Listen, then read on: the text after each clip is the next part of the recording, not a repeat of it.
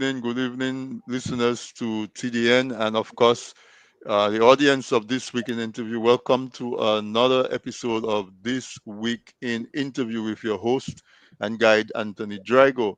It's a pleasure being with you. I want to apologize for last week. Last week we had a rerun because Wednesday morning caught me with a bit of a sore throat that progressed as the day went along, and by the time it was 8 p.m., um, I could not how do you say it? I could not speak enough um, without having to clear my throat. And so, as usual, my very able producer came in and saved the day, and he reran the previous episode. But for the record, I missed you as much as I know you missed me, and I'm back here in full strength, and my voice is again strong tonight on this weekend interview. So I'm grateful for that. I hope that you're having a good week, and that I also wish that you continue to have a good week and a good weekend as well. Tonight, I want to talk to fathers and mothers and daughters and sons about fatherhood. This is Tonight we have a collection of fathers, primarily. We carry our various hats, but primarily all of us are blessed to be fathers, and it's a responsibility, a privilege, an honor that we take seriously, and I thought we would have that conversation about men among men. And so that's what we're tackling tonight. As you know, on this weekend interview, the objective is to talk about contemporary issues, bring it from a different angle, a different perspective that you may not necessarily encounter uh, uh, by clicking your remote or your mouse or scrolling or browsing. We like to have discussions that, uh, a little bit more thought provoking, and maybe even if we can so claim that might help spur you to take some action in the direction of the things that you believe. If you're listening to us in Dominica on our on red on RVR Jams. They carry this week in interview live on DigiPlay channel 59. Good night to you on NHIL. Also, Radio SBE in Toronto carries this week in interview live. So, welcome to you folks who are listening. Then I'm always um, careful to express my gratitude to the management of those two stations for their collaborations. There are other ways, there are other studios that carry this week our programming, but they do it as a replay, and we appreciate that as well. You can always find This Week in Interview live on our Facebook page, on tdnradio.net, tdntv.net, on our YouTube channel. And of course, if you miss it, you can go back to any one of those channels and catch the replay. And so I always encourage you to share the link, share the live, let people know that we are on, because I believe that the guests that I have the privilege of talking to and having conversations with, they have so much to share, and they share so willingly when they come on this weekend interview. I am super, super honored about that. So, jumping into it right away, my guest tonight is Mr. Sam George. Sam George is a father, and of course, he's part of the TDN family. He's the producer and the manager of TDN Radio, TDN TV. But tonight, he is on the other side of the mic. He is one of my guests, and I'm really honored to have him. No less, we have Professor Alex Bruno.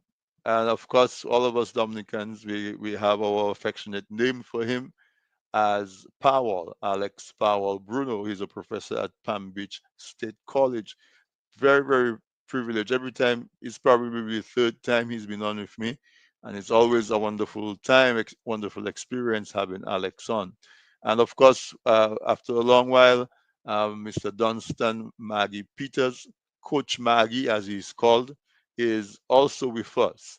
And I'm excited to have him on because he is in his role as coach. He plays the role of a father to a lot of young men and young women. He also is a mentor. He is very progressive and really, you would say, clearing the trail. Walking in front of these young people and blocking and cutting down and molding so much obstacles to help get them into areas where they can pursue their potential and their dreams. And for that, we're also grateful. And so tonight, folks, as you may have guessed, our conversation is about fatherhood. Fatherhood, yes, in the biological sense, but we also know that you don't have to be the biological father or even the adopted father of a young person to play the role of father. And so I'm going to start up the program by asking each one of my guests to really bring it personal and talk to us about what it means to them to be able to be called a father. Because all four of us here tonight are lucky enough, are fortunate enough to be fathers. And so I'm going to start with Alex. Alex, I don't know where are your favorite memories or your most memorable moments of being a father. Maybe a couple of minutes for what it means to you to be a father. Okay, so good evening. It's nice to be here with my brothers and fellow dads or fathers. I became a father before I was a father. My niece was my first child, and she was my sister's child.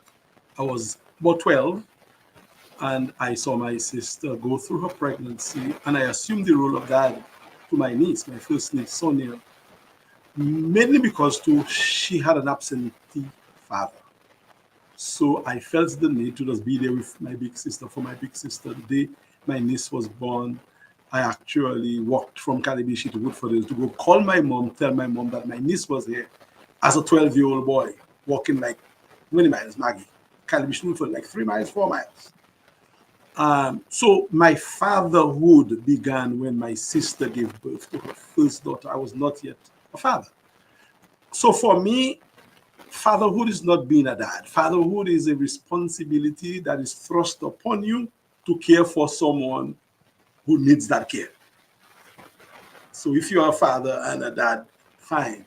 But you can be a father and not be a dad, and vice versa, as I Right. explained in my case. So my fatherhood began with my niece, and then that was training for me because a few years after, when I was 19, 20, I became a father on my own.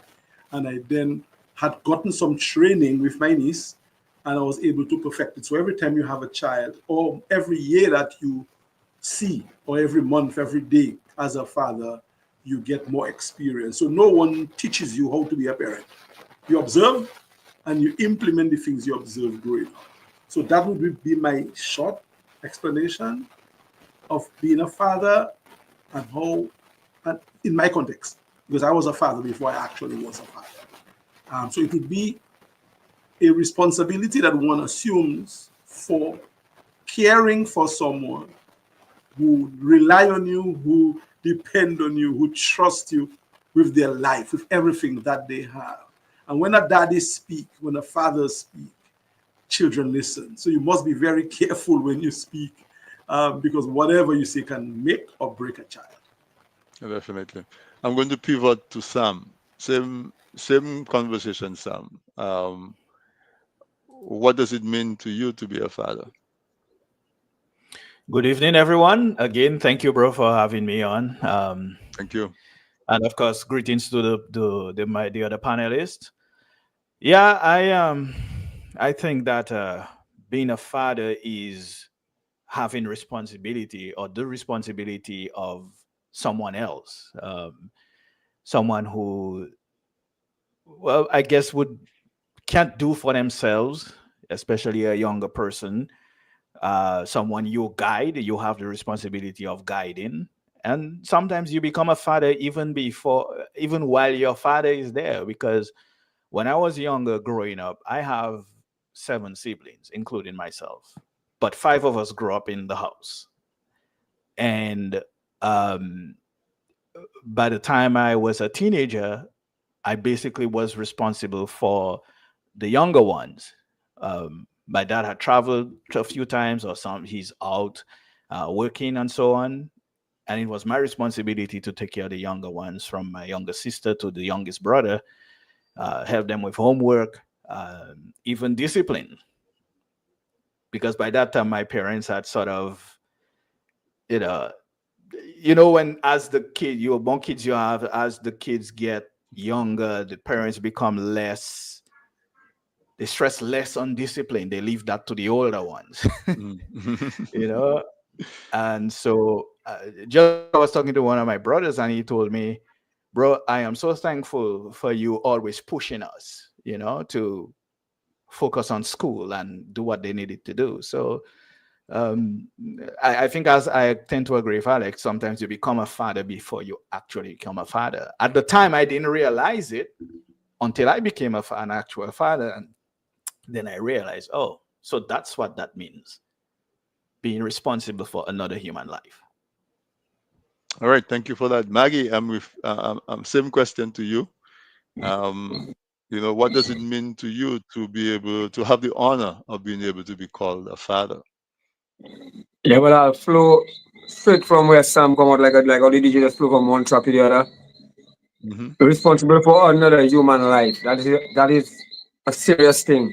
It's not like a vehicle, a car, or something that you can just decide this week I do go nowhere. You're packing it there, so you have to put fuel in it. A human being, you have to ensure every day, every moment that you take care of that. So it's a big responsibility. If you make a mistake, it can be detrimental. You know what I mean? So you have to be, you cannot abandon. You have to be, it's a major responsibility. And when my son, when I became a father, that the impact it had on my life. Like I stopped living for myself, and after I realized I no longer can live for myself, but I have to live for another human being. I have to all what I used to buy for myself, I have to now sacrifice because I have responsibility of another human being. So it's a very humbling experience. It's a very, but it's also a very gives you like you actually like a creator. I have somebody, another a mini me, you know, that you can groom to, and things that you experience and other stuff like that that you want to help them to if you go for some hard time, you want to, what I mean, help them to not go through it and stuff like that and stuff like that.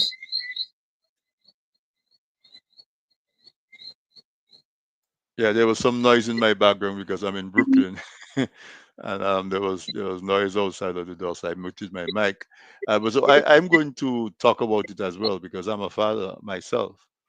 Uh, just like Alex, I had um, young kids that were born while I was still young, and although I didn't see myself as a father figure, now that I am older and they're also older, I feel that fatherhood kind of sense towards them. However, um, I had my first son when I was 22. I'd come to the US to go to college, and in addition to my engineering degree, I also had a son. And it's amazing the switch that happens in your psyche when that happens. Because before that, you have family and you have friends, and you know that you have that kind of relationship with them that if maybe it's in danger, you might take a bullet for them, you'll be willing to die for them. But to put it in a very crude way, when you become a father, you realize it's not only that you'll be willing to die for somebody, but you'll be willing to kill for somebody. And to me, that is a subtle switch, subtle switch, where yeah, you have your brothers, your sisters, your parents, and so that you would defend with your life. But now all of a sudden you realize you have this really, especially when they're a baby, that defenseless. human being that is dependent on you, and you have a switch in your mentality that says that you would be willing to do whatever it takes to ensure that that individual has the best possible outcome in any situation that they find themselves in. And so that happened, and then I had my I had my daughter a few years after that, and it's a different kind of a. It's still strong, but it's a different kind of a feeling when you have a daughter, because again, that feeling of protection and that feeling of that person, you having responsibility for that person, is taken up a couple notches when you have daughters. And so uh, apart from that part of it, you also realize that y that person depends on you. When my daughter was born, I gave away my football shoes because I didn't want to risk getting a broken leg playing football, and I have children that depend on me, and I'm out of commission. Because in Dominica, a broken leg is a big deal, especially that time in the 80s.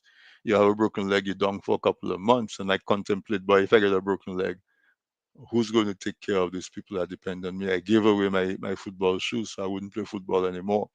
That kind of a, you know, sense of responsibility, and it doesn't go away. You know, now that all my children are grown, uh, it is a different kind of a relationship, but you still feel that sense of responsibility that you have towards another human being. And so I think all of us seem to have expressed very similar sentiments about how seriously we take fatherhood. I want to right off the bat say, you know, thank you to the fathers. Sometimes fathers might feel unappreciated, uh, especially in times where they have a Father's Day. People always go and say, well, they give so much more attention to mothers than to fathers and all of that. But that's natural, because we as fathers we are steady, we are there.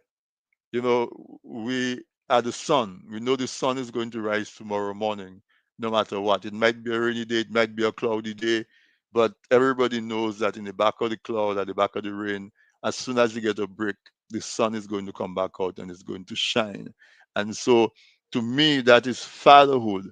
We don't need the sun. Don't need you to praise it or to congratulate it for shining. Similarly, fathers don't need that. Yeah, we appreciate it. We take pleasure from it. We feel good like anything else when our contribution is acknowledged. But we don't need that to do our role. That is my opinion. We are, as I said, we are like the sun.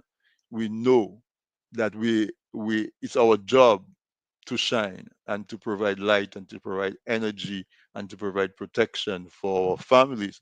And so, by virtue of that, I believe is why Father's Day is not as um, celebrated and this big fanfare and all of that as it is for Mother's Day. I hope it stays like that. I hope we don't get to a point where Father's Day get as commercialized as Mother's Day, and fathers start to expect that same kind of pampering to the extent where they feel they have a grudge because you don't recognize me as much and what. I hope it doesn't get to that, because I think we have enough circumstances where men are encouraged to be quote unquote soft, um, to maybe to be in touch with their feminine side. I don't think fathers they need to go in that direction. So, in addition to being biological fathers, all three of my guests tonight expressed the same feeling towards other young people that they did not biologically father. And so that sense of protection extends beyond our immediate son or immediate daughter. Maggie, I'm going to come to you with that because yours is a lot more in the public eye. You are called Coach Maggie because you have taken it upon yourself to coach with sports a lot of young women and young men. I know you have collaborators. I'm not saying you're doing it all by yourself, but you're recognized as the person who makes it happen.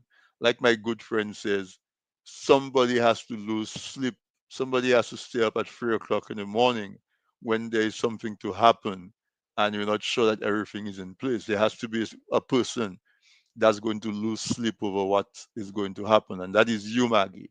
I want you to talk about the role, the activities that you have going on with a lot of the young people in terms of coaching them and on whatever else that you do with them.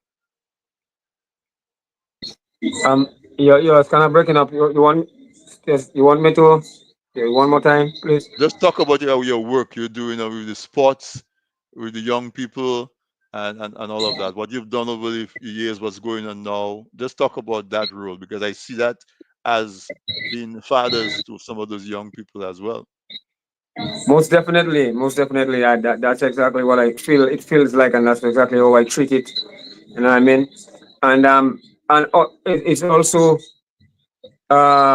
like my son.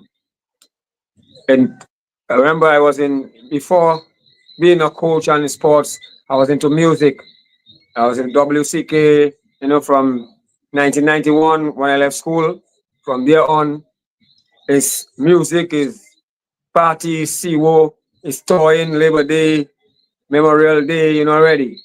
Nottingham Carnival, Alex no listen.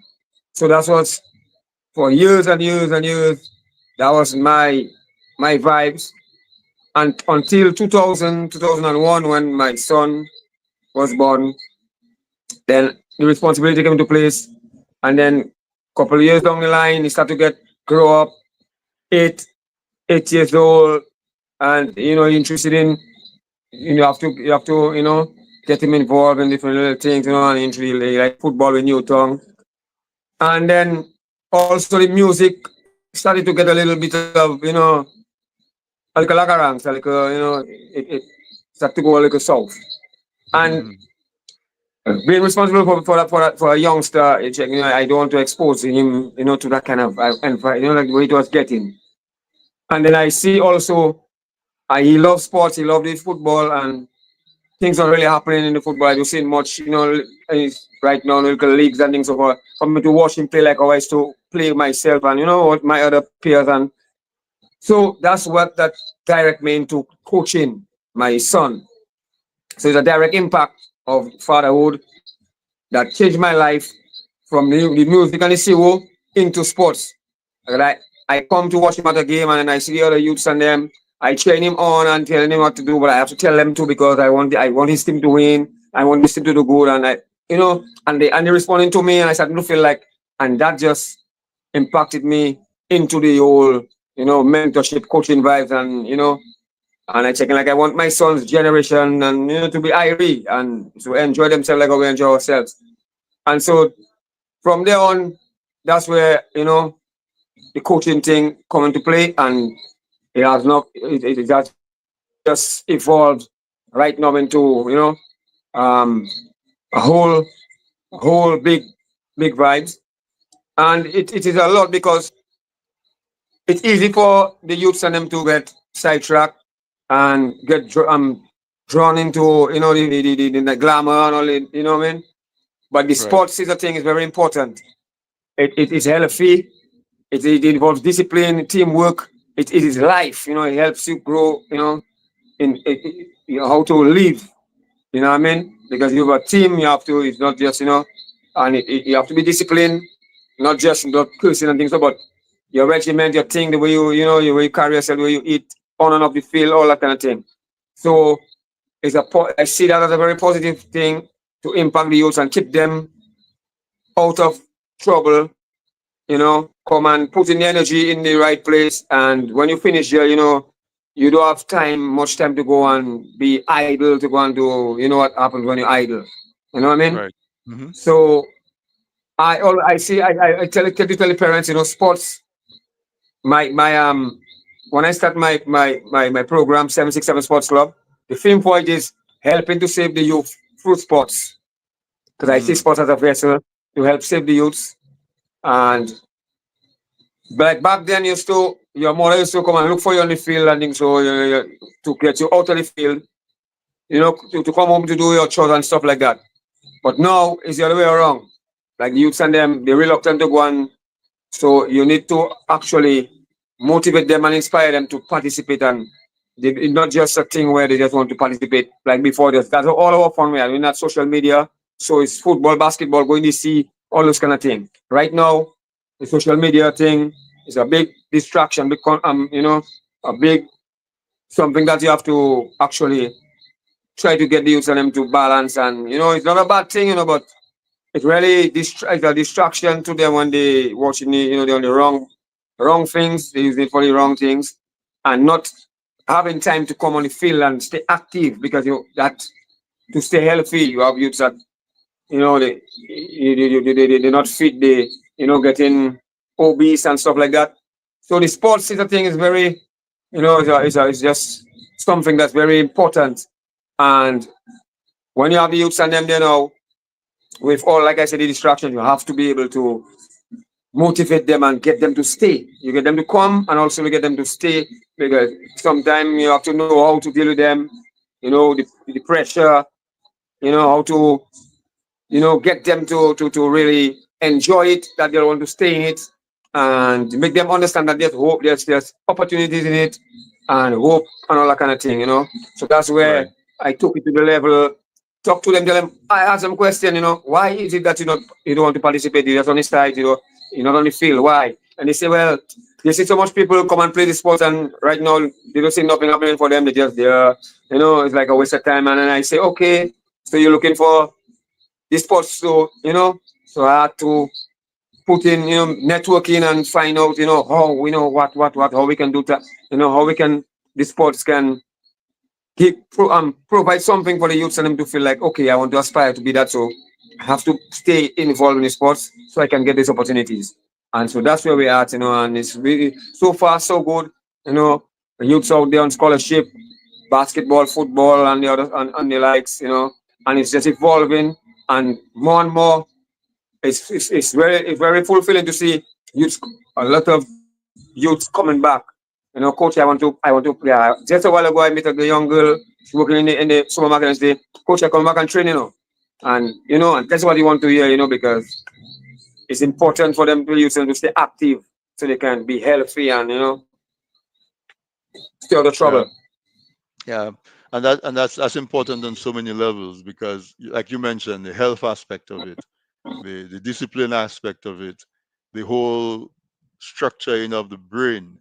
That you understand, you don't just show up on a Friday afternoon to play a match. You have to get up early every day of the week to go and run and to train so that on Friday come you will be in a shape to win your. So all of those kind of structures and systems are so important for the development, mental development of a young person. So Alex, I'm going to come to you. Uh, Something that always concerns me because I don't want to say victim or perpetrator or whatever of that because I became a father while away from my home on a scholarship. So totally unprepared.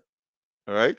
Um, I wasn't a teenager. I was 21, 22, but it's almost like a teenage pregnancy. We talk about teenage pregnancies and as something that we need to work on with young girls to help them to understand the impact of getting pregnant too young. And if you have a child, that's somebody responsible for your life change after that. I think we don't put as much attention on our young men to explain to a young man if you become a premature, not premature, but a teenage father, right? You have teenage pregnancy, you should also have teenage fatherhood. Now, as you're not expected to just abandon your child, that's a responsibility that stays with you for the rest of your life, but especially for at least the next 18 years when legally and morally you're totally responsible for that child. I want you to talk about that because things like what Maggie does might have an impact on helping to get our young men to think a little more futuristic. But I know you do a lot of surveys and statistics and all of that. We're familiar with the political part of it, but I'm sure you also pay attention to the social part of it as well. How do we start to approach that elephant Hmm. where we can put some focus on our men to get them conscious to say, you know what, postpone becoming a father for by several years. Wow, that is a really good question. I'm happy you asked because I was a teenage father, teenage parent as well. I had my child when I was Gavin when I was 19. Well, I would say I got pregnant because I was 19 when I conceived him. And the issue that I had is in my community, I didn't have the kind of nurturing that I would have liked to have had before I became a parent. Because the bigger boys, I used to look up to them as role models, and the bigger boys in my communities, I don't want to call any particular name, but they were very good with girls. They were swift, and I understood life from their perspective because I lived with my grandparent, not with a direct mother father supervision. My grandmother was busy, somewhat quasi broken home because my granddad at the time had moved out of the family. So I was being raised by the community, and the community were the men who I used to see around me, driving and looking all nice and spanky, and I wanted to be like them. So voila, I got involved in the life and I got pregnant at an early age. So it's only after that I started looking at life from a different perspective. But by that time already, the kind of a stigma was placed on you already as a young parent, a little boy as a father. So the people know who were looking for suitors would not preferably look for me because I'm already a reject. I'm a father, a young father. So the girls or the ladies I would have liked to have probably joined, have a family with, their parents were all but discarded me because I was not the example or I did not do the right thing, so to speak. Now, things have changed and people know that I am a cool person. But back then, I got the feeling that the persons or the people I would have liked to have built a family with because of my early foray into parenthood didn't look at me as that. So the story and the message here is a lot of things that we do sometimes, especially in our earlier years, are not our fault. And what I would like to do as a senior parent, grandparent in that, is to advise young people, boys and girls, men and women, to be careful. As you said, Tony, before you jump into parents, when you get there, you cannot go back. Right. You're a parent, no matter if you're good or bad, in between, you are a parent. And you are expected to deliver to the child or the children under your care what it is that they need and they desire. And if you're not ready for it, in this present era, it can break you. In my time, probably I could have gotten away because I got help from my grandmother, my sister, my brother. But right now, having a child on your own in this system, it's tough. So short answer to the question again, I think the community makes you are a product of your community, of your society, and it's very hard to sift away the influences that you have on you to be good if the influences are bad, Right. and vice versa. I'm not saying my experiences were bad, but I didn't probably make the best choices. And if parenting is a consequence, I welcome it because parenting made me better. You cannot not be better when you become a parent. Because I know my friend Zhang is a parent. I know she has a daughter. And no matter how much Zhang was out of it, when Zhang's daughter came to see her after school, Zhang would clean up and salute her daughter and kiss her daughter. So it doesn't matter what is your circumstance, as long as you become a parent, you are a different kind of person. So I paid the price being a young parent, but now I can talk to the people who are not yet parents and the young parents and tell them, well, probably you may want to do certain things before you do, or here are a few things that you would like to do. There was a young guy I tried to mentor, a singer, entertainer, singing bouillon, the same bouillon Maggie was singing. Maggie and I were in the same vibes because I was a WCK, Bouillon fanatic. There was no bigger Bouillon fan than I am. Right now, I'm not into it now because the Bouillon has gone, left me. The kind of Bouillon that is being produced now is not the Bouillon that I think I can associate with. So Maggie knows what I'm talking about. You will not see me in certain jam because I'm a parent now. I have to live up to a particular example and standard. And I was talking to this Bouillon artist and telling him, well, why don't you sing a song? Change your lyrical style and sing a song about. And I give him an example of a song that he can probably sing to bring some maturity to his craft, because a lot of young children are jumping to the Bouillon, but they are jumping to the same spralang, same nasty business kind of chant. Give them something positive to chant on, like Traore, the king of Africa, something, and consider yourself as him in terms of the Bouillon. But I don't think the person listened, because at that time, at that phase, all they want is to glamorize the Bouillon, to sexualize it, and to continue speaking about the things that they speak about in the Bouillon. That is that was my effort as a dad figure in the life of the individual to try to do something different. So I hope I didn't say too much, because that's a topic very close to me, and maybe I might have exposed some of the things that I experienced as a young parent. But I always keep it honest, and I always keep it straight when I ask those questions. And if anybody would ask me to do for parenting tip, I would just say, get ready. Make sure the person that you're choosing to be a parent or to have share a child with is someone you'd want to be your friend or be associated with for the rest of your life. Because if not, you're going to have some problems. You know that last statement that you made, I think is so important, especially for young men.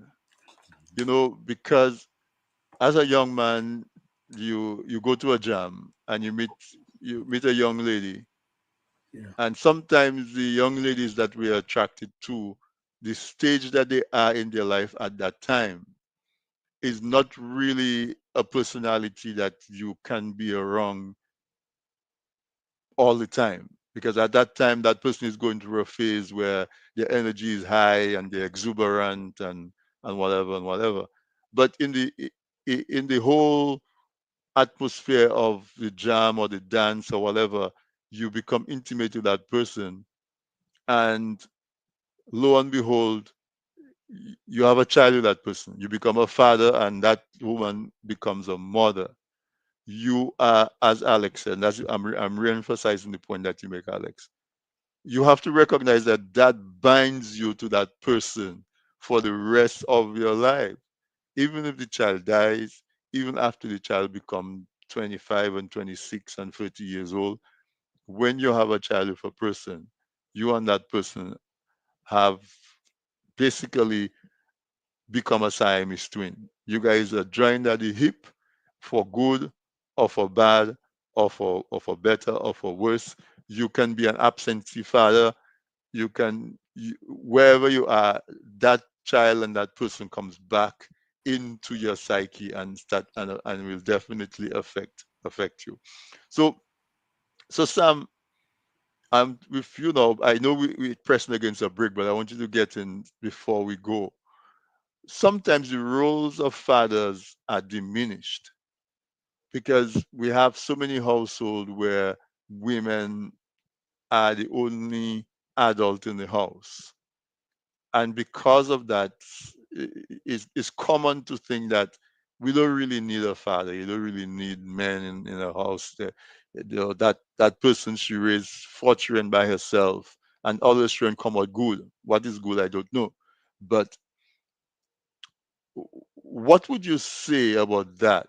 About maybe starting to try to put back the emphasis of having a father figure in a family, and to make people recognize and to stop diminishing the role of a father. That's a very good question. You know, I was looking at some things that you can only get from the father or from the male. One of the things you can that only comes from the male or can happen because of the man is gender.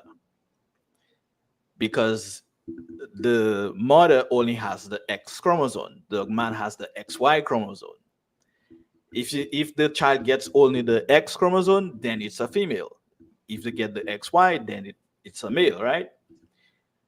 So sometimes we think that, or some people think that, well, I don't need a man, and whatever, for whatever reason, that's on you. Whatever it is, your whatever your what you call it, your motives for saying that. I mean, it could be trauma, it could be anything. But if you truly care about your child, you really have to think about what role does the father play. And even if you and that person cannot be in a relationship, but you have to make sure that the child and the father can have some kind of relationship, especially if he wants to be there. Because, as you said, there are guys or men who abandon their children.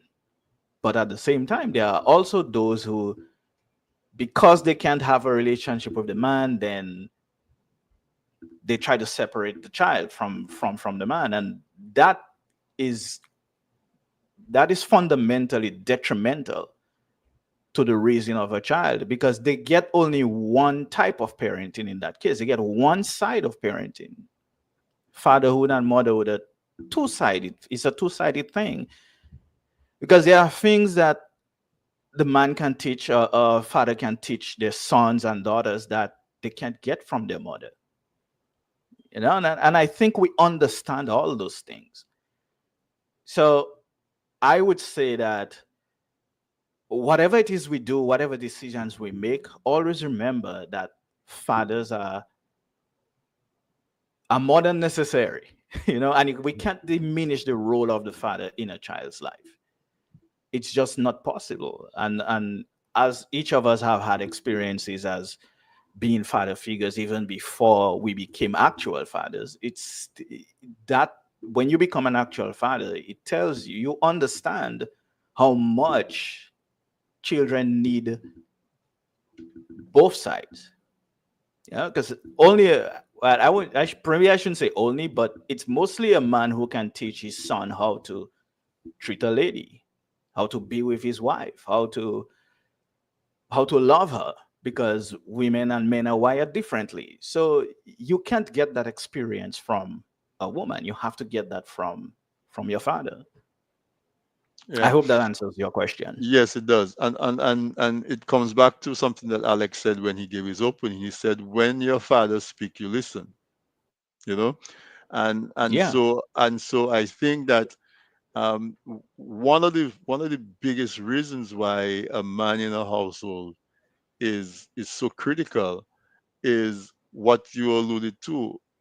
Just from the children observing how a man treats his wife or treats his daughter or treats his son. Mhm. So if you have a daughter as a man, you have a responsibility to a simple thing like keeping your promises. If you promise your daughter you're going to come and take her to wherever on Tuesday at 9 o'clock, show up on Tuesday at 9 o'clock. And if it's not possible to show up, have the decency to call ahead and say, I cannot make it. And if that was not possible, the next at the earliest opportunity, acknowledge that I said I was coming on Tuesday at 9 o'clock. I didn't make it. This is what came up. I'm sorry, let's reschedule.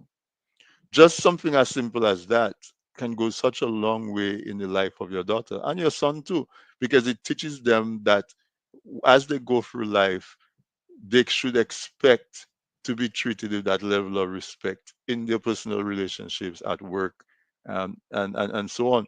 So the importance of having both a man and a woman in a household is it is the example that the children can have just from watching and observing and experiencing the interaction and experiencing that you get your father upset, and you get your father upset and he's so mad at you, but then his love takes over and he comes back and still embraces you and still treats you like his princess or his prince or whatever it is.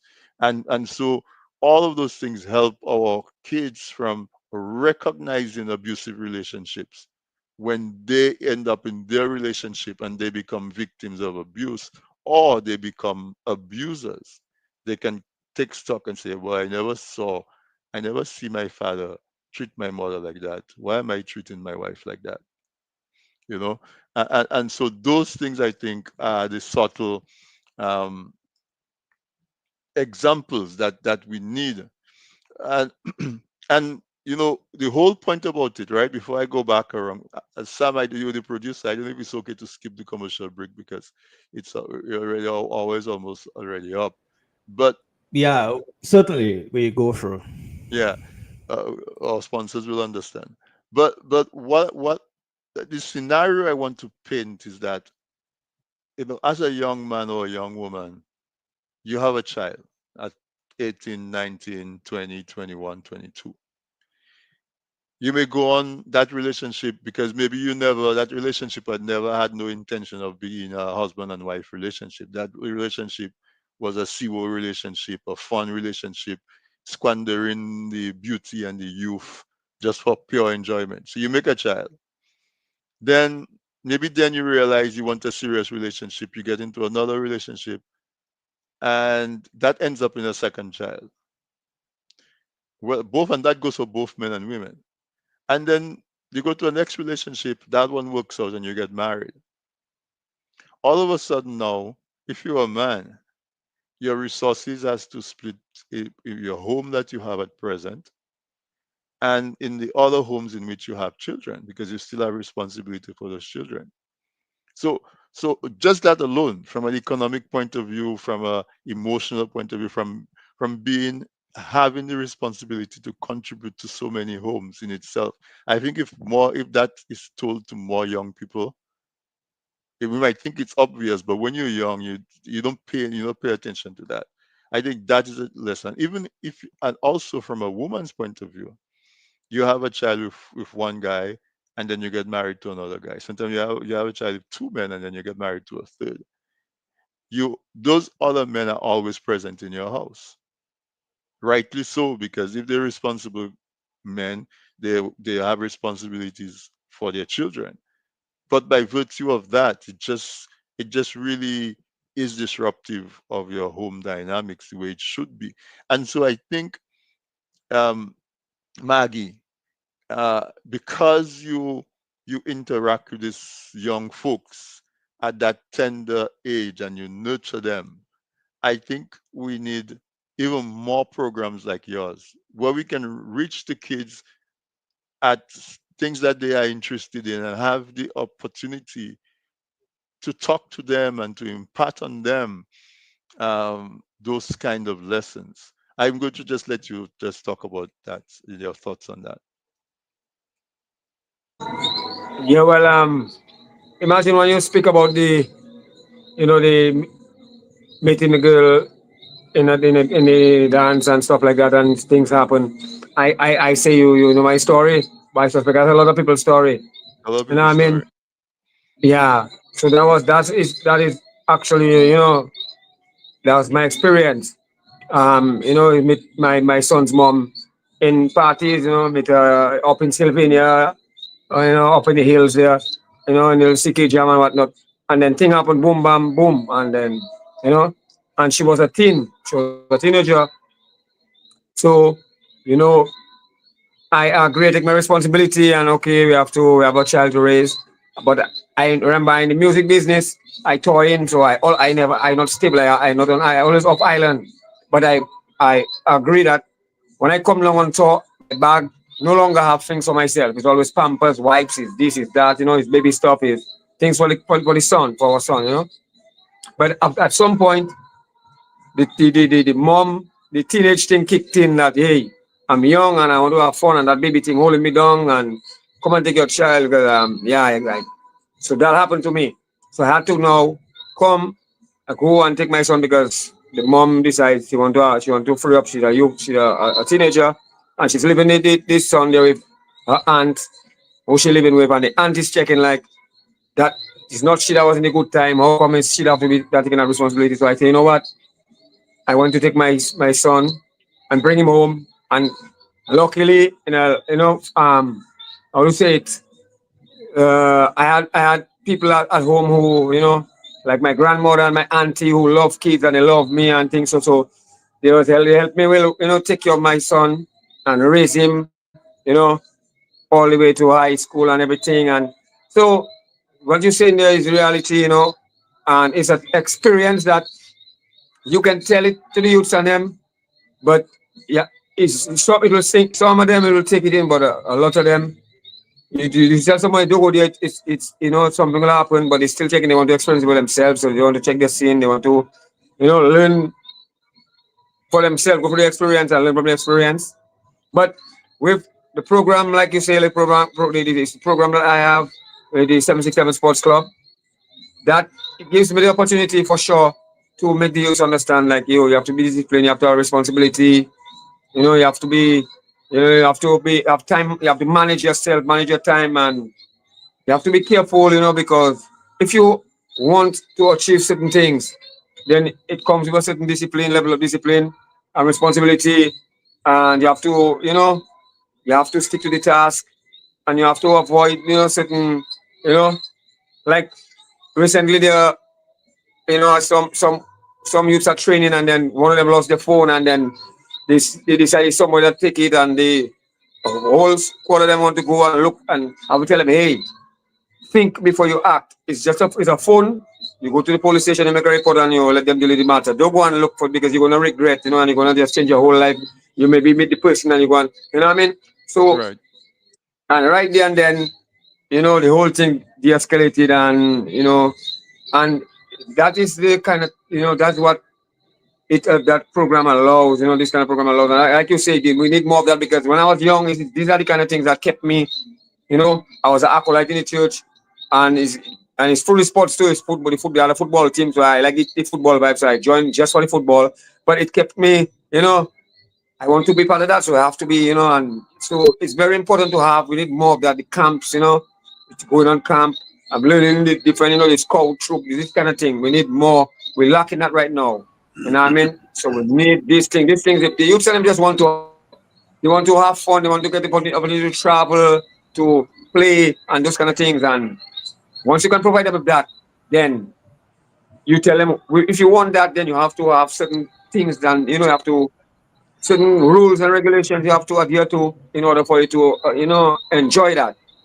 And so Right. yeah, like you rightly say, we really need more that kind of program. I do the best I can, and there's others like down in Portsmouth, Mr. Washway, Douglas, and yeah, Jerry Williams, and but we need more. We need It more cannot of have that. too much. We more the merrier. Yeah.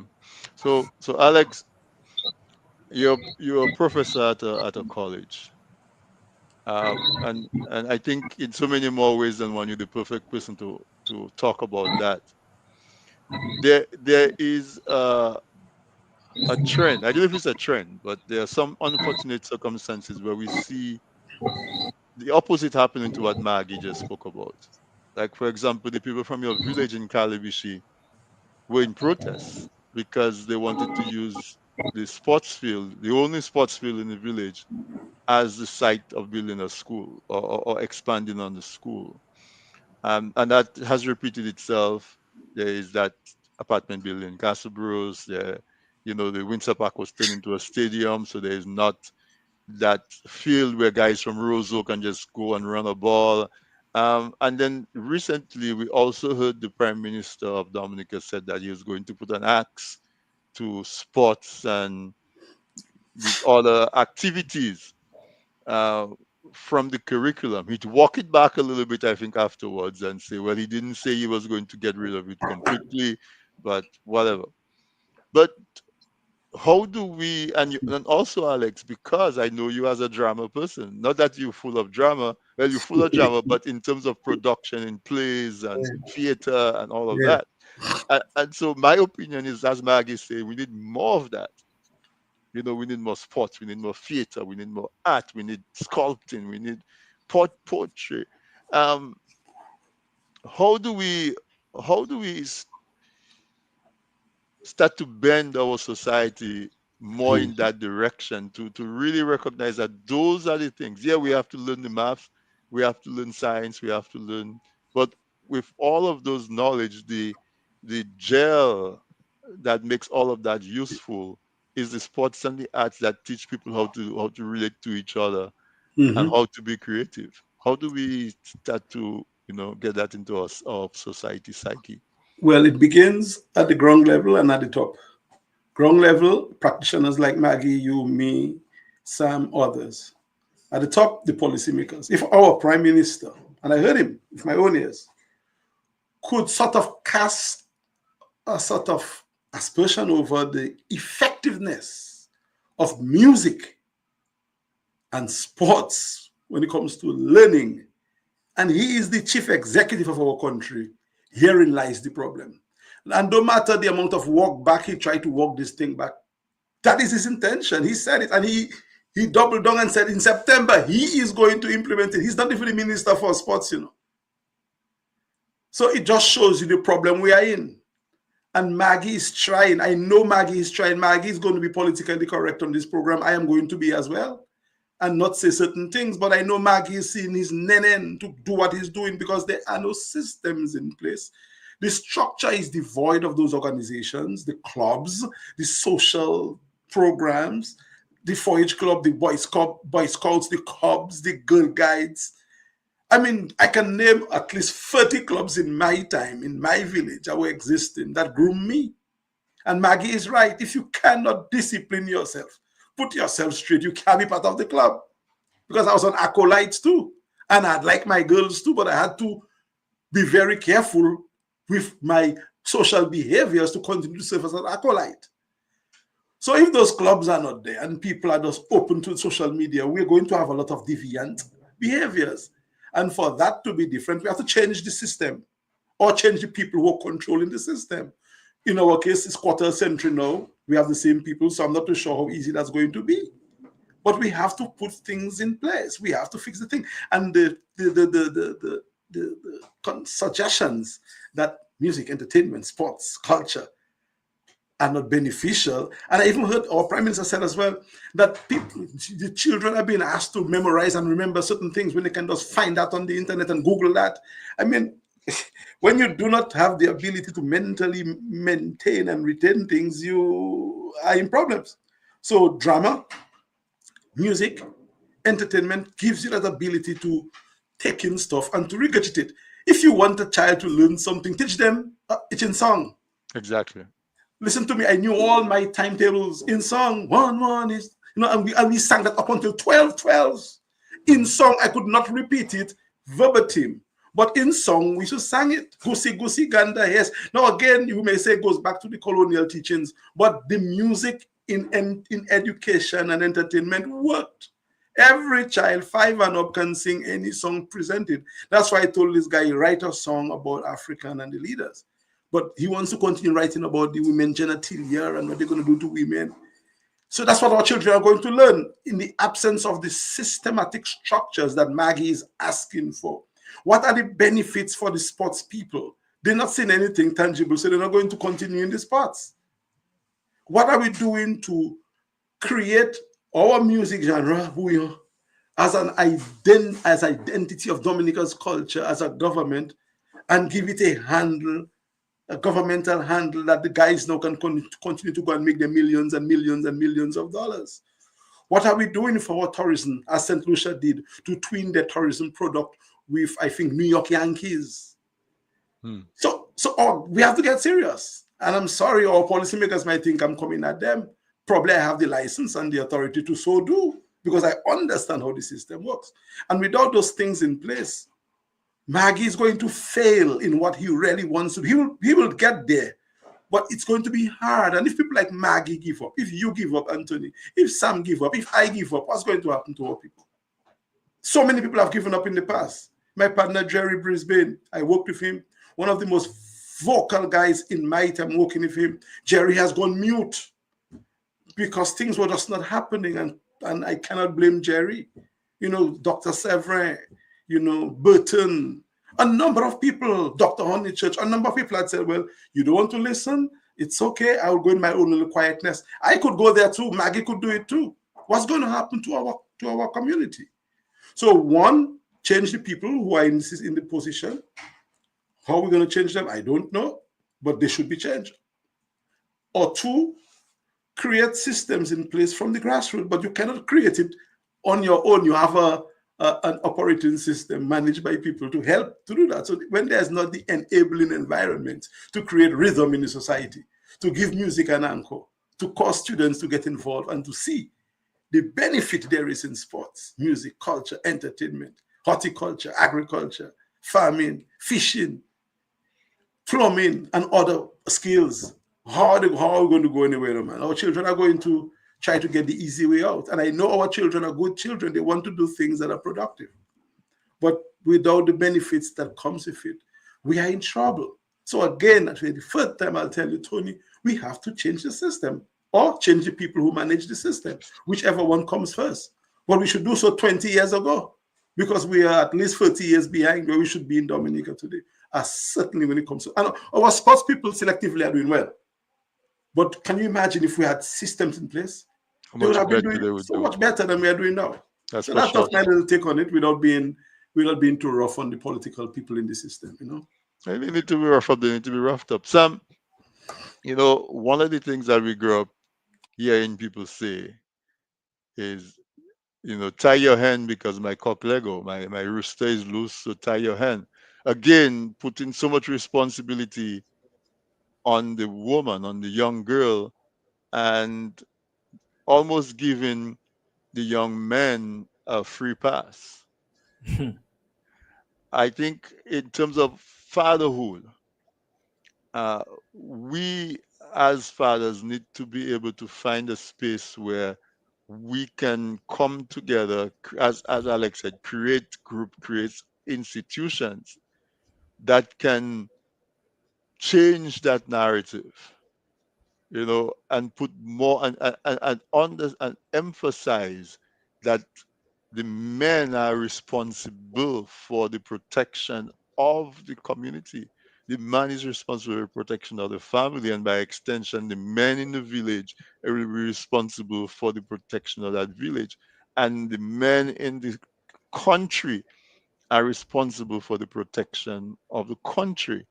And so that cannot happen if we start from a position of, you know, tie your hand because my rooster is out, so it's your responsibility to make sure that you keep your hand in the cage so that my rooster, when he pass, he's not going to affect your hand in your yard. How do we, I know I may be asking you a tough question because what do we do? But that mentality, how do we approach changing that mentality to say that the man has to be responsible for that? I think you answered that question earlier when you said that we tend to focus on our girls, protecting our girls, and let our boys basically run wild. Whatever happens, happens. I think that's where the answer lies. We have to recognize that even boys can get into trouble at too young an age. Um, we have to also teach them that, hey, if you there are two roads to go. The choice is yours because you can't force anybody to do anything. Even if it's your own child, you can't force them to do anything, but you can advise them that if you take this path to the right, you will probably end up in a good place. You be a disciplined person. You will be a person who is responsible. You can go all the way to whichever level of education you want, and gain responsibility, or end up in gainful employment, whatever the case may be. you know but if you take that other road to the left, then you may end up in a position where things are just tough all the time. Hmm. It's like you feel like you trying to climb a wet hill, where and you have on slippers. Hmm. So you climb, but you get to a certain point and then you slide back down, and then you have to start all over again. So life is about choices, and we have to teach our kids, our young men as well. We have to teach them. We have to show them.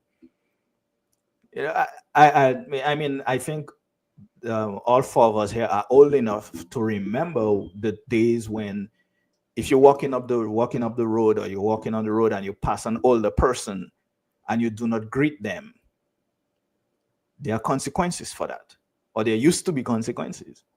And if you go home and tell your parents, well, you know, I saw Ma whatever on the road and I passed her straight and I greeted her and she slapped me, and you go complain, you might just get another slap from your parent for being disrespectful. But that time has gone so far now where children can just meet adults and say whatever they want. So I think it begins at home, and then it spreads to the community. And I think Alex also had it right where he says that it starts at the top and at the bottom as well. But the ground floor, I think, is at home with the parents, Yeah. All right. whichever So role you play. right, and so we are we passed our hour, and so I'm going to start to wrap this conversation and bring it to a close. You know, I'm not trying to take blame away from men, because as the leader, if anything that happens is the responsibility of the leader. Everything starts and ends with the leader.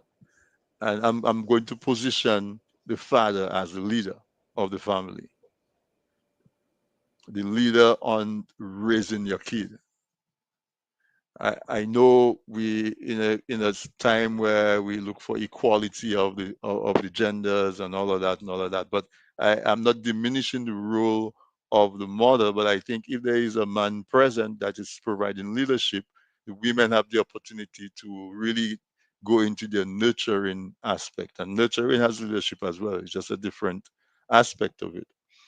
And to say that some of what we experience is where men's role were diminished quite a bit, where people start to say, I don't need the man in the family. I Economy started to change, where some of the careers that were available that were high paying became careers that were done by women, and the careers that were open to men took a lot more time and gave a lot less reward. Not making excuses, but because of that, I think, and because our society is so influenced by economics, we saw the role of men start to diminish. And in that diminishing of the role of men, we start losing that strong leadership from our men, because our men start now feel that, boy, I don't have the right to be as forceful as I normally would, because I'm not the one that's producing most of the income that's running the household. And I think that that extended into society, where, even if you look at it in Dominica now, a lot of the institutions and stuff are being run by women. We put a lot of emphasis on growing our young girls as soldiers, and the mothers just coddle their boys, and whatever it is. We need to get back. We need to get back to that. And so I'm going to just take some closing remarks, to just like to make a positive outcome, to say, if fathers start to understand their role as fathers, we will start to solve a lot of the issues that we are seeing in society, because fathers who are the traditional disciplinarians will now be raising a new generation of young men that's more disciplined, and that will have the effect that it will have. And it will also discipline our young girls, and discipline our women, and discipline ourselves, because we cannot be disciplinarians if we're not disciplined ourselves, you know And so, Maggie, I want to invite you to just bring our conversation, your final contribution to the conversation about the role of fathers and the role that fathers can continue to play and to be more aware of the role that we have to play as men and as fathers in solving so much of the issues that exist in our society. Yeah, well, I really want to I want to emphasize to the fathers and them that, it's very important. The role of the father is very important. The parents, but especially the father, the father figure is that's supposed to be the protector and to give that guidance. And when you watch on the streets and you watch, the in terms of you people that in the how to say, I don't want to say the vagrants, but it's mostly males, mostly boys, young boys on the streets. When you Mhm. watch, mostly young boys you see going off looking like, so and that comes from I not, it's the father, a father figure is vital. And a lot of time the fathers, it's easy for the father to abandon because the mother for sure, you that child come from you to your child, but father just deny. I am for one, I at first I said, hey, but after I took responsibility, but a lot of fathers don't. And the result just be, detrimental. So the fathers and them have to understand, it's very important, in order for our society to be more strong, we have to be able to guide our youths and them. You know what I mean? Yeah, play be there, don't just, be there for them.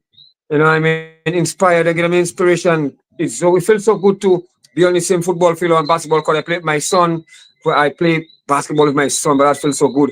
You know what I mean? Or football play, to be with your youth in whatever it is in a play, on the stage, you run, you see Ronnie's son, Ra's son playing the keyboard, and you see this kind of thing. That yeah, man, is really can be really fulfilling and thing. So we need to really get that back, get that together, and learn from the experiences of the past. That has shown that that what can be done when you don't give that well father figure, guidance. And let's make a change. Let's make the change. The change starts with us, you know what I mean? And we have to, and the coach and the teachers and the policemen and them, we can do so much. We have a part to play, but the parents, the father, you know, have to start there.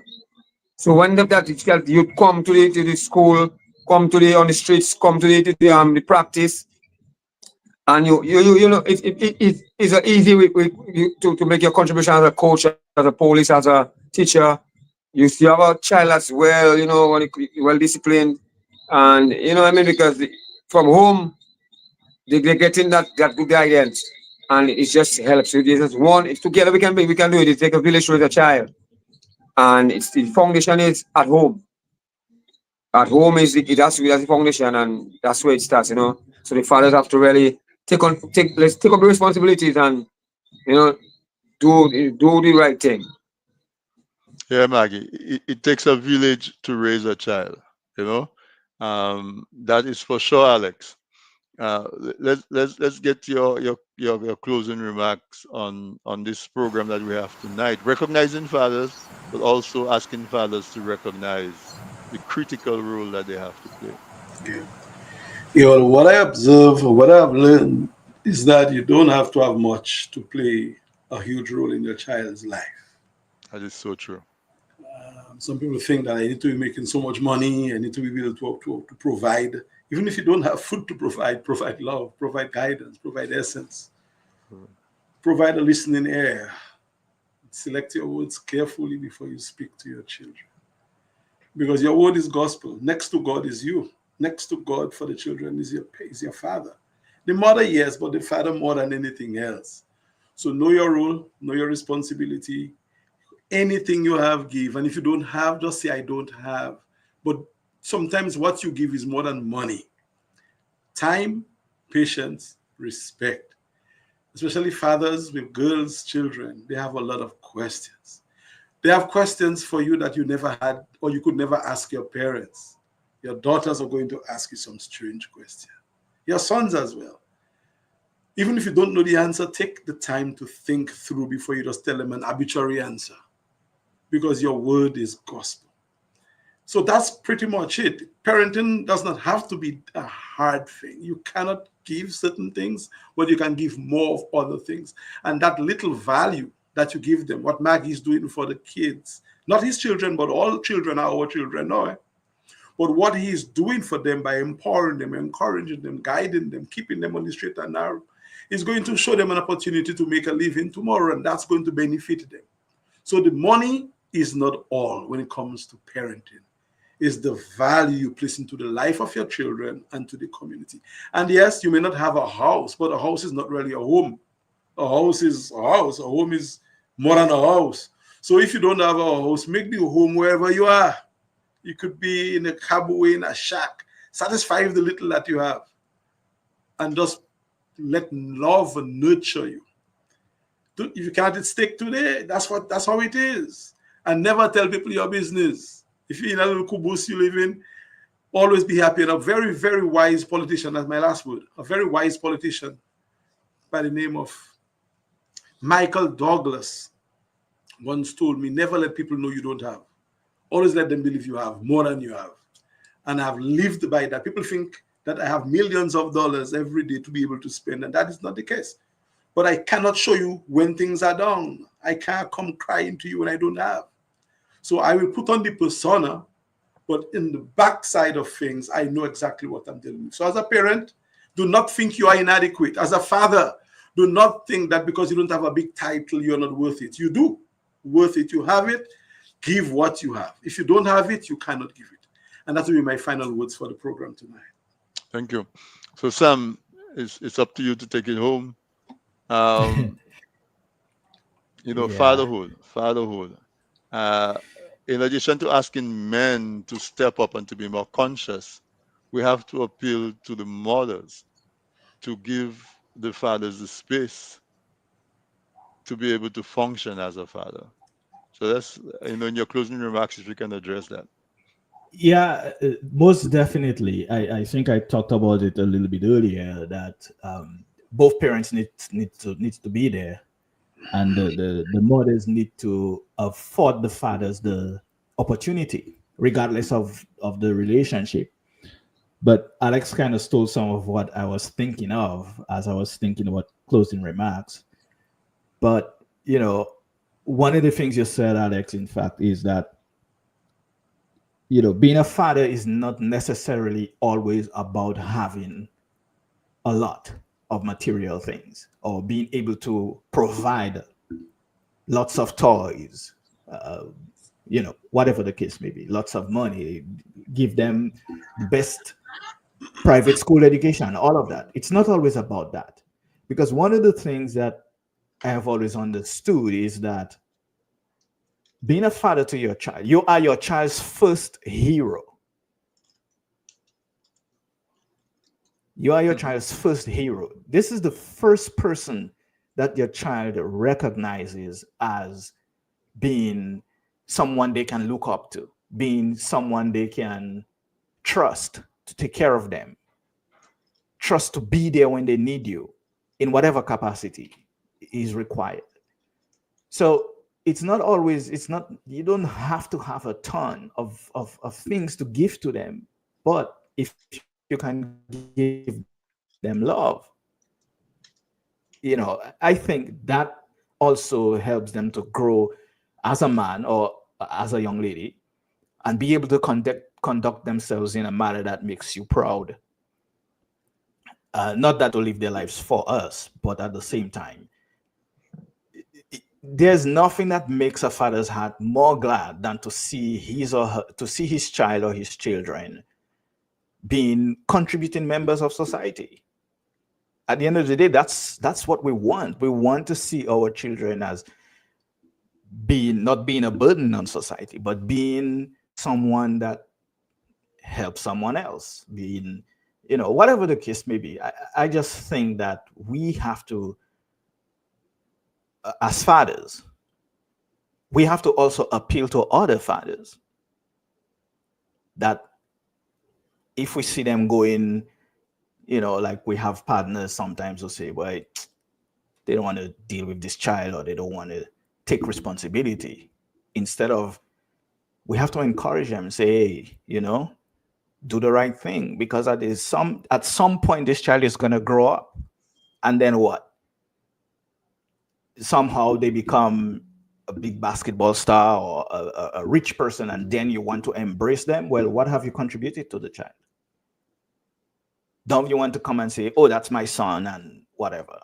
So that's what I would appeal to fathers. Whatever age you are, whether you became a teenage dad or you became a dad at 30, 29, whatever, be there for your children as much as you can. It's not about money, it's not about anything that society can see, but it's about what you can instill in them, the things you can show them. Most simple, let me just add one more thing. As Alex mentioned, God, even the Bible tells us, it says, fathers, do not provoke your children to wrath. Just as it says, children, obey your parents, it also says, and it says fathers, it doesn't say mothers, which tells us that, if you believe in the word of God, it tells us that this is our responsibility to teach them in the way they should grow, train them up in the way they should go. And, they won't depart from it when they are older. No matter what happens in their lives, they will always remember, my father told me this, that, or the other. All right, thank you, Sam. The last thing I want to do before we go, Maggie, um, with all the work that you do, I want to give you the opportunity to just tell folks where they can find more about what you do and how they can support you.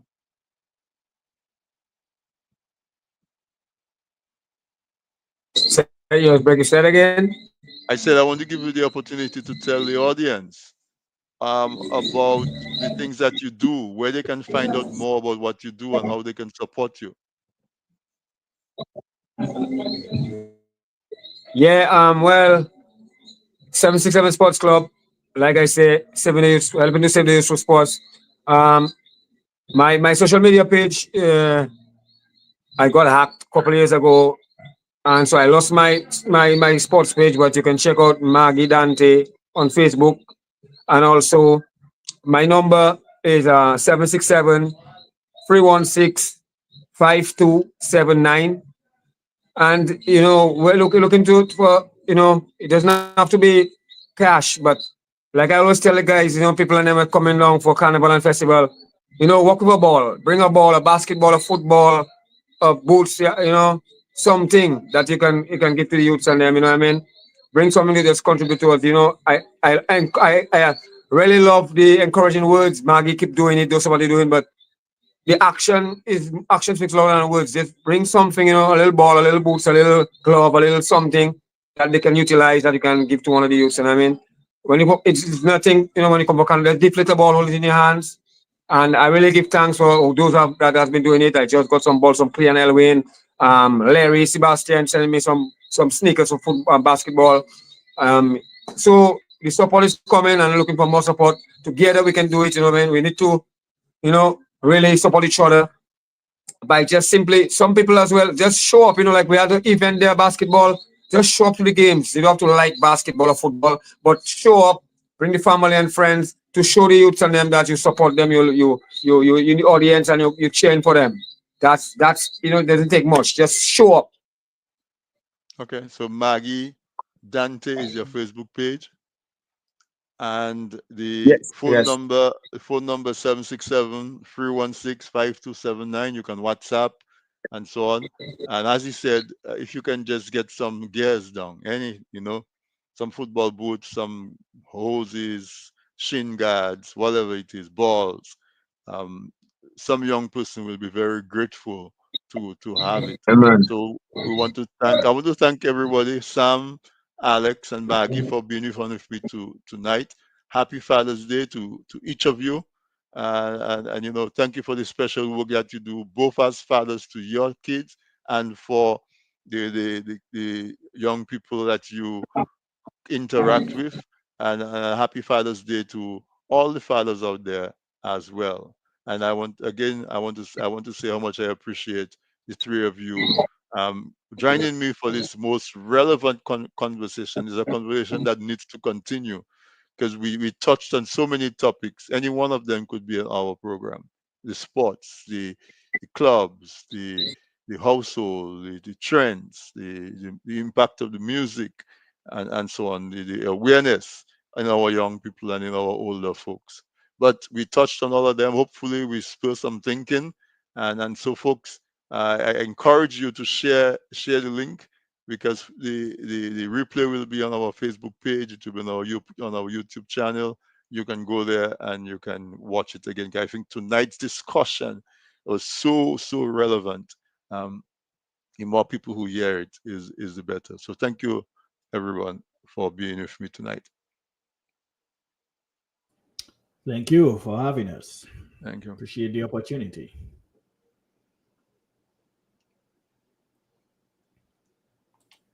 Okay. All right, folks. So there you have it.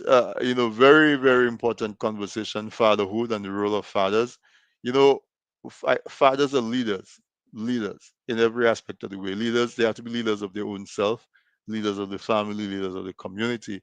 And my biggest mantra in leadership is that you're not successful as a leader until your successor is successful. You know, you're not successful as a leader until your successor is successful. So you're not successful as a father until your son is a successful father and your daughter is a successful mother, because those are the successors of you as a father. So bear that in mind, that you're going to have to discipline yourself and to think awareness for your folks. So tonight, folks, my guest was Mr. Maggie Dunstan Peters, Coach Maggie as we know him. I'm Professor Alex Bruno and Sam George, producer and manager at TDN. And I want to say good evening to all of you again. Happy Father's Day when it comes around. And let's think about what it means to us to be a father, and let's double down that even if we're the best father, let's try to be even better. Okay? So good night, folks, and we will see you again next week. We'll be talking about hurricane preparedness. Make sure you're prepared for the hurricane. You have your little checklist. Make sure that you know what you need in case we are affected by a severe storm. So good night, and thank you to everyone who made this program possible.